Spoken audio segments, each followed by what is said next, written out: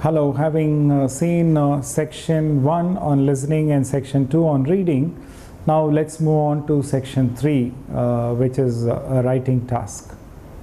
So, writing task is quite challenging for most of the students. So, in my years of experience, I have found this is the most challenging area, I would say, in the entire IELTS exam, wherein, normally the students have huge issues in meeting the the band descriptors, or basically meeting the what you call rubrics or evaluation criteria. So I would like to first make you understand or impress upon you like how your writing is basically being assessed. So there are two writing tasks in section 3 which is called as task 1 and task 2. The total duration of task 1 and task 2 is 60 minutes. So it is totally a 1 hour duration.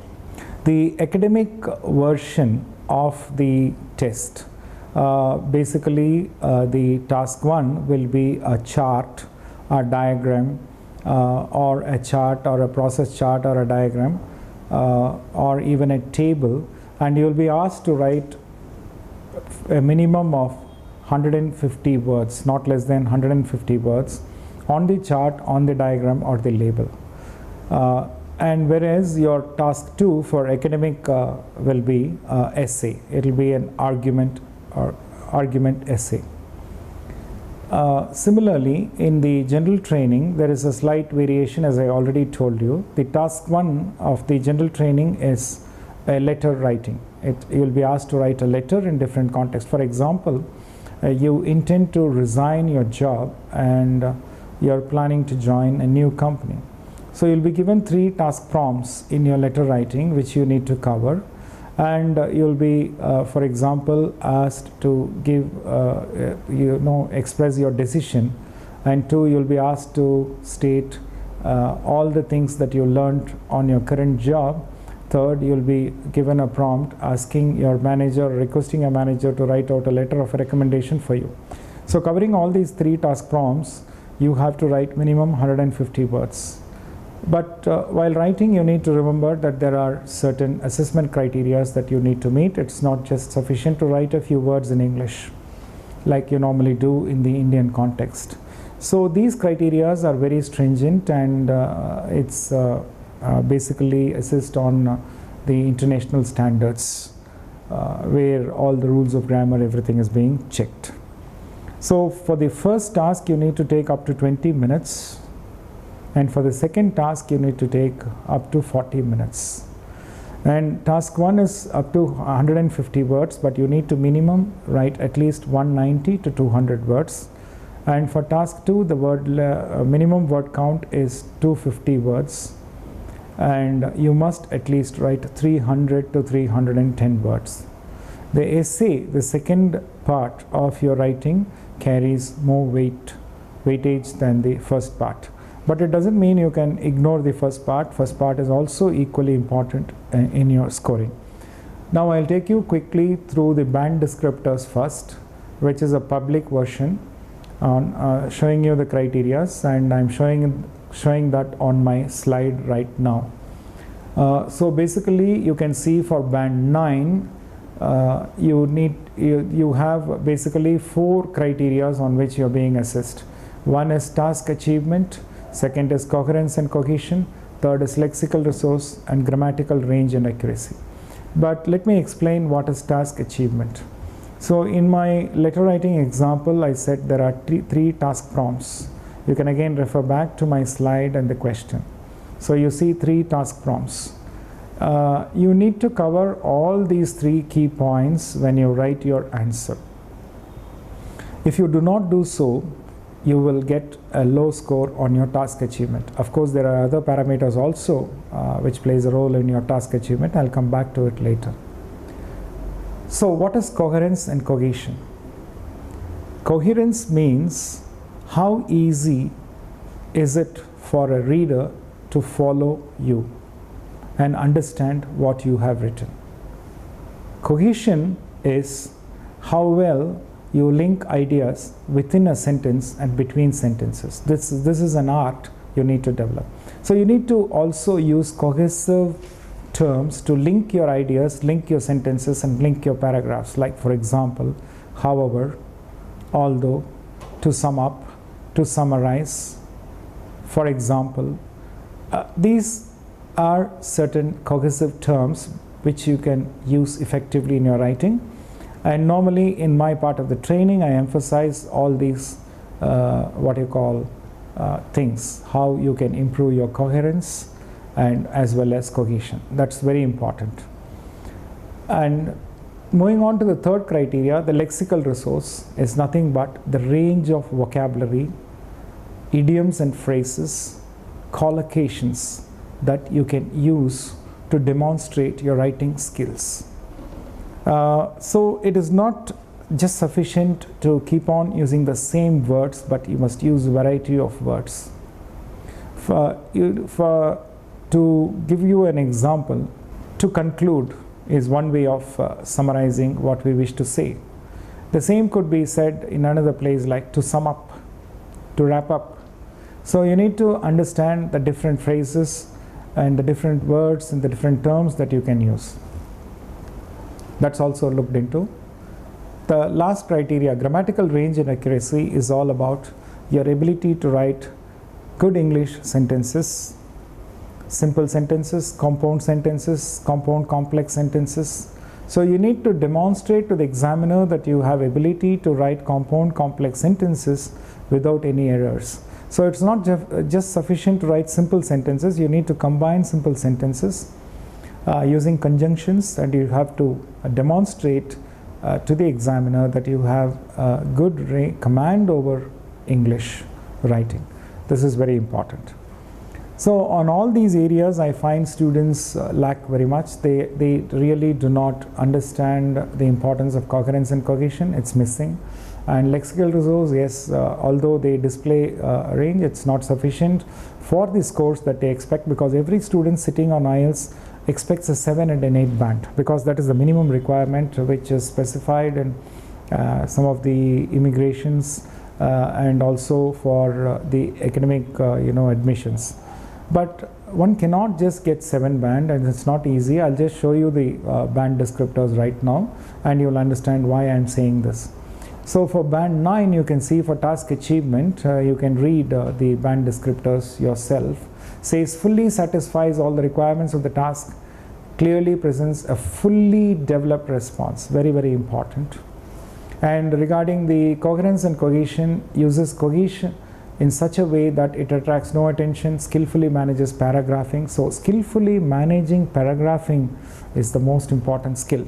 Then coming on to the lexical resources, uses a wide range of vocabulary with a very natural, sophisticated control of lexical features. Rare minor errors occur only as slips. Regarding grammatical range and accuracy, uses a wide range of structures with full flexibility. Accuracy, minor errors, rarely only as slips. You could see for band 7, the descriptors for task achievement covers all the requirements of the task, presents a clear overview of the main idea and differences or stages, and clearly presents and highlights key features, bullet points, but could be more fully extended. So for coherence and cohesion, logically organizes information and ideas.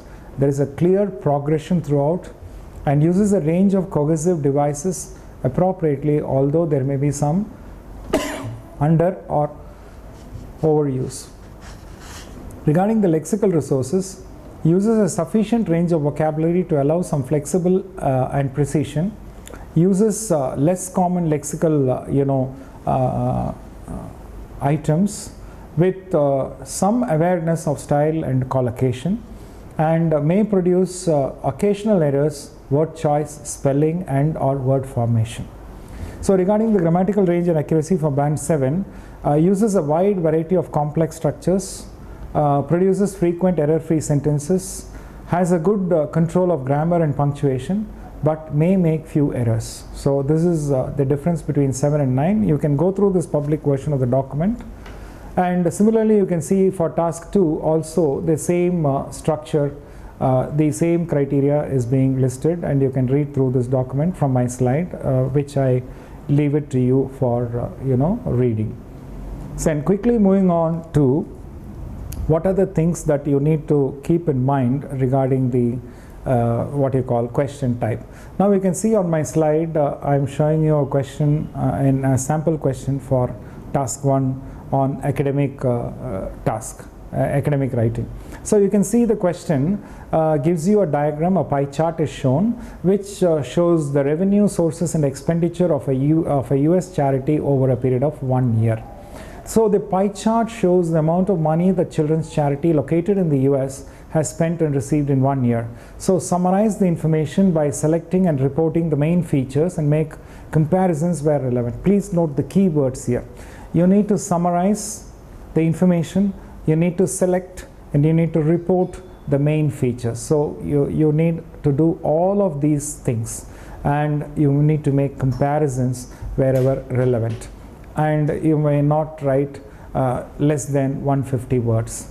So you can quickly see that first you have to analyze this pie chart and understand how you need to really take this task. First you need to write an introduction. In the introduction you need to tell the reader what is this all about, and you need to give the big picture of what is the significant thing that you observe between the two, revenue and the expenditure. Moving on further, in the second paragraph you need to give the details. Basically you need to give the details, means you need to compare and you need to summarize, and finally you need to give a conclusion, a nice piece of conclusion as to what you can conclude from this basically this pie chart about the US charities, sources and expenditure. So there is a writing structure which you need to understand and you need to implement. So I move on to the task 1 of your general training, which is a letter writing, and I'm showing you that you need to understand how to open and close a letter. There are 3 types of letters, as you may all be aware of. One is a formal letter, another is an informal letter, and the third one is a semi-formal letter. Each one has a different opening and closing. See, for example, when you're writing a formal letter, you have to use a dear sir or dear madam, which is okay for IELTS, and then straight get on to the letter. But when you close the letter, you need to close it with yours faithfully. When it comes to the semi-formal letter, you're addressing the letter to a landlord, for example, or an employer, or a librarian, or a doctor, or a school teacher. And when you write this letter, if you know it's a man, you should address him or her as dear Mr. And when you know it's a woman, it's better to address her as dear Miss, which is common for both women, whether they are married or not married. If you do not know, it's better to use MS. Then you need to close the letter using yours sincerely. So coming to the third type of letter, which I mentioned, is informal letter, where you have to, where you may be asked to write a letter to your friend whom you know by name. So you can address your friend by name as dear John, or dear Mary, or dear Robert. And then when you close the letter, you use best wishes, best regards, warm regards, whatever it is which is appropriate. And in the letter writing, you need to understand certain basic things. You can see a sample question on my slide. As I told you, this is about a purchase of a new camera which you recently bought. And when you got it home, it had some problems, and you took it back and handed it over to the company representative, who promised you to fix it up and then call you back. There are 3 prompts which you need to take a look at. So the letter says you need to introduce yourself, you need to explain the situation, and you need to say what action you would like the company to take. So basically you need to cover all the 3 points. Of course you will not be able to write elaborately on introducing yourself, but you need to spend more on explaining the situation and how you did handle the situation, and say what action you would like the company to take. So you need to cover all the 3 points, and you need to understand how to use register or the tone. So what is register or the tone? For example, when you're writing a formal letter, you can't use the same kind of words that you use for what you call writing to a formal, when you're writing a formal letter. So you need to get your register appropriate, that is your tone must be appropriate, the use of words. For example, when you're writing a letter of request, you have to be, so you need to understand all these tips as to how you need to use the register while writing. So regarding this, the essay part, you need to understand that there are four, there is a structure for the essay which contains 4 paragraphs: introduction, support para 1, support para 2, and a conclusion. So what goes into introduction, what goes into support para 1, support para 2, and conclusion depends on the type of questions, and you need to organize your paragraphs well. You need to have a topic sentence, you need to extend your topic sentence, you need to also give an example and a conclusion. And as I told you, if you need help on these areas, you can always reach out to me on UrbanPro, and I would be more than glad to help you get this course. So all the people whom I have helped have got excellent scores, amazing scores. Through my experience, years of experience, I have developed strategies to help you crack this test, whatever be the level of your English or your background. So thank you.